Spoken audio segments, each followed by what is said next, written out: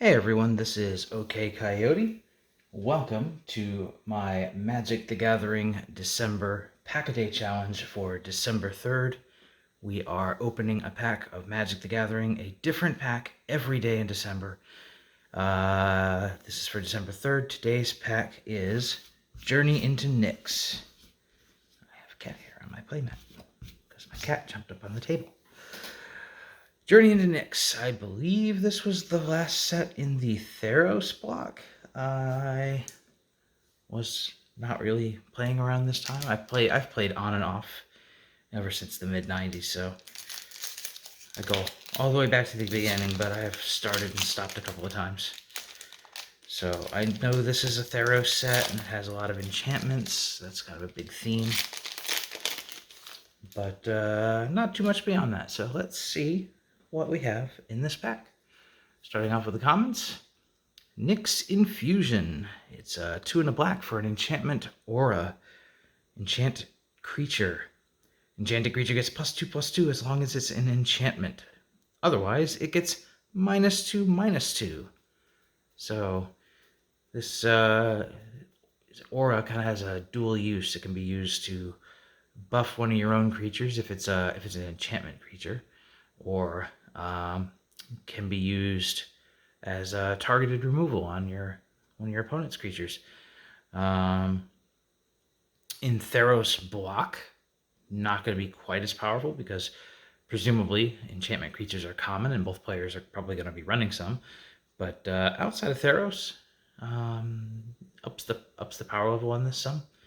As far as a removal spell, probably fairly decent in draft, although not as powerful as like something that's going to destroy a creature outright, obviously. And next up we have an enchantment creature. This is Harvest Guard Alceids? Sure. 2 and a white for an enchantment creature nymph. 2/3, and it has Constellation. Whenever Harvest Guard Alceids or another enchantment enters the battlefield under your control, prevent all damage that would be dealt to target creature this turn. Cool. Okay.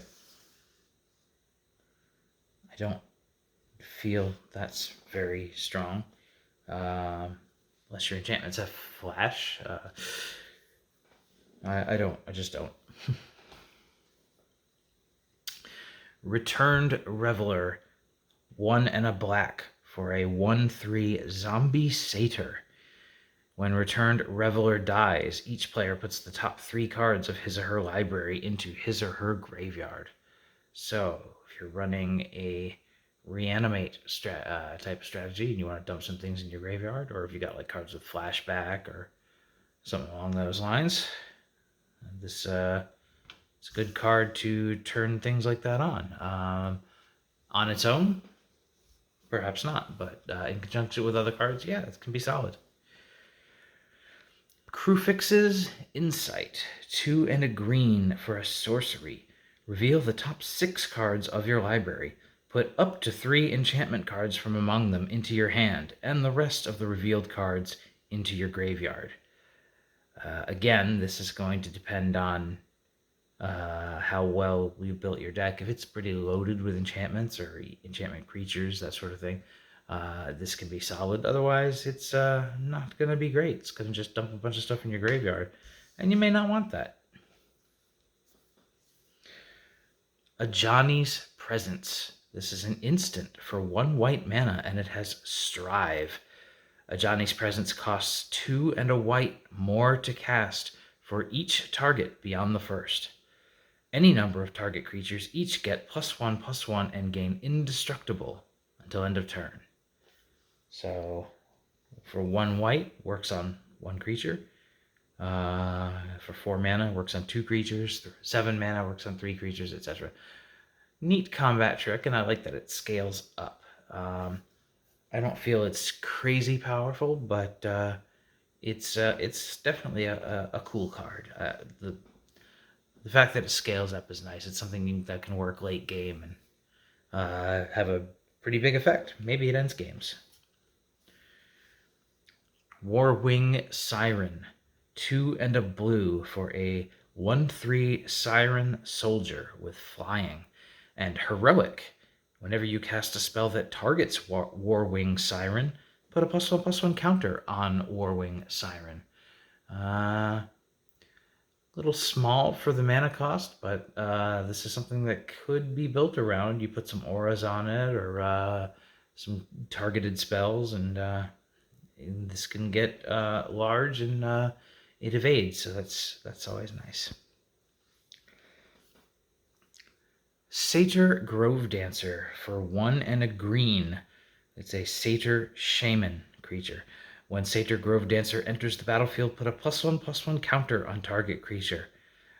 So this is basically just a grizzly bear, or you're getting a 1/1 here and then a 1/1 on something else or on itself. So you're just getting a little more versatility, but effectively still a 2/2 creature. So not fantastic, but it's a bear.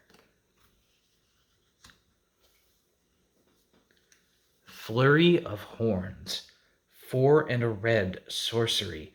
Put 2/3 red Minotaur creature tokens with haste onto the battlefield.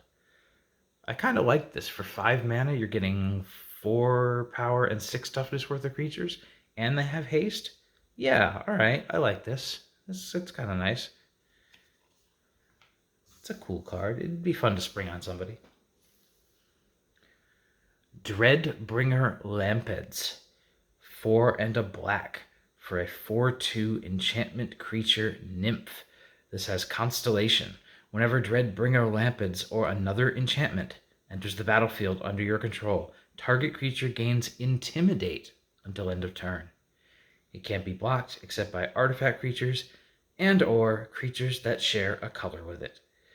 Nice. So it has a one-time evasion ability, or gives a creature an evasion ability, and can pop it off again when you play more enchantments. So in Theros block, it's gonna get some work. So nice. Stonewise Fortifier is next. It is a 1 and a white for a 2/2 human wizard. Pay 4 and a white to prevent all damage that would be dealt to Stonewise Fortifier by target creature this turn. Bit pricey. I don't think I really like this card. It's something to dump mana into late, but kind of not really worth it for a 2/2. So yeah, I don't know. I don't like it. We're moving into the uncommons with Sky Spear Cavalry. This is 3 white for a human soldier, 2/2, flying, and double strike. This is pretty good. I like a big flyer as an early draft pick. This is small at 2/2. It's a 4/2 because it's double striking, so it's getting in 4 damage every turn. However, that is a low toughness, and that makes it very fragile for 5 mana. So that knocks it down a little bit for me, but it's decent. Thassa's Ire is an enchantment for 1 blue, and it lets you pay 3 and a blue to you may tap or untap target creature. Nice. Late in the game, this is pretty nice. Something to dump mana into and just control the flow of combat and get your creatures in and some games.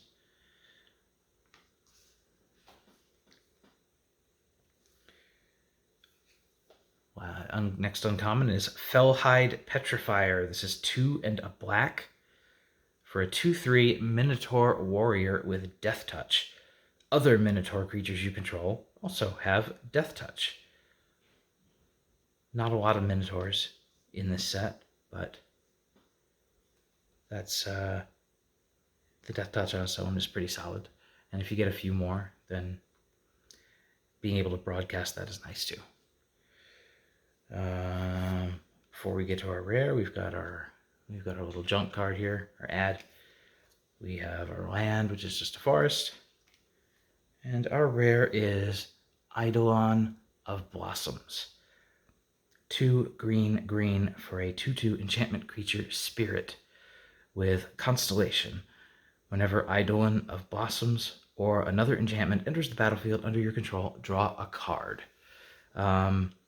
This one I think I like the best of all the Constellation cards that we've seen in this pack. Because card draw, I mean, first it replaces itself right off the bat, and then when you play more enchantments, you get more cards. There's other creatures that used to do this, like Verduran Enchanters, like, you know, old school creatures had this type of ability, but you had to play that one was a very small creature, and it didn't key off itself. You had to play enchantments later in order to draw cards. This one draws you one right off the bat, so I really like this. Probably first pick this out of this pack, just because I didn't see a lot of serious removal or any big bombs other than this, so I don't know. I could see myself taking this and some other enchantments and having a little fun. I'm not too familiar with this set, so I'm not really sure what's a solid pick, but that looks like a card that would be fun to play with. So yeah, that is my Journey into Nyx pack. Thank you so much for watching. That concludes today's Pack a Day Challenge. Don't forget to like this video if you liked this video, and subscribe and follow me on Twitter, also at OKCoyote. That's it for today. We will see you tomorrow with another pack. Bye-bye.